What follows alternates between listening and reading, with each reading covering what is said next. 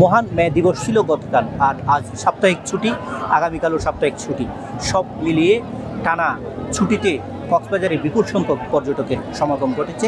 আমরা রয়েছি এখন কক্সবাজার সমুদ্র সৈকতের সুগন্ধা পয়েন্টে। এখান থেকে দেখাচ্ছি আপনাদেরকে এই মুহূর্তের যে পর্যটক, বিপুল সংখ্যক পর্যটকের সমাগম। পর্যটকরা নানাভাবে এখানে সময় পার করছেন। কেউ সমুদ্র স্নানে ব্যস্ত, কেউ বা বন্ধুবান্ধবের সাথে এখানে ঘোরাঘুরি করছেন, কেউ আর ফুটবল নিয়ে খেলছেন।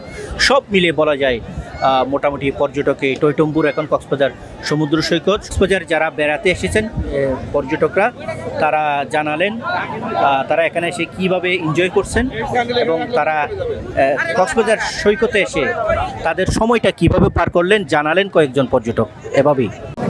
আমরা আইসি চাঁপাইনবাবগঞ্জ থেকে, আমরা এখন কক্সবাজার সমুদ্র সৈকতে ঘুরতে এসেছি।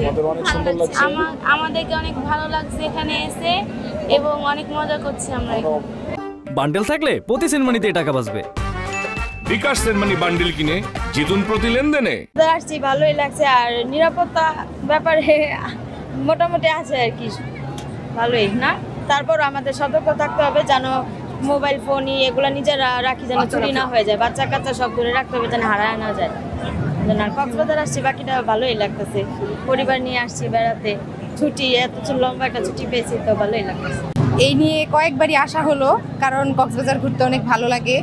ফ্যামিলি, ফ্রেন্ড সার্কেল সবাইকে নিয়ে আসছি, সবাইকে নিয়েই ঘুরতে ভালো লাগে, সেই জন্য বাচ্চা অনেক এনজয় করে, সেটাও একটা কারণ।